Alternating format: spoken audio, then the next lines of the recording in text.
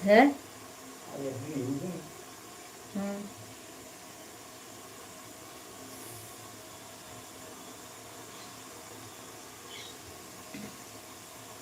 guys તમે પણ આવું પૂન કરજો હો તમારા ઘરમાં બેન હોય વાઈફ હોય તો એમને કહેજો મમ્મી હોય તો શીરું બનાવીને નાના નાના બચ્ચાને મૂકે કલોડિયાઓને શું લઈને આવ્યા શું લઈને જવાના સાથે એટલે થોડું પુણ્યદાન કરજો ઓકે સબસ્ક્રાઇબ કરજો ફોલો કરજો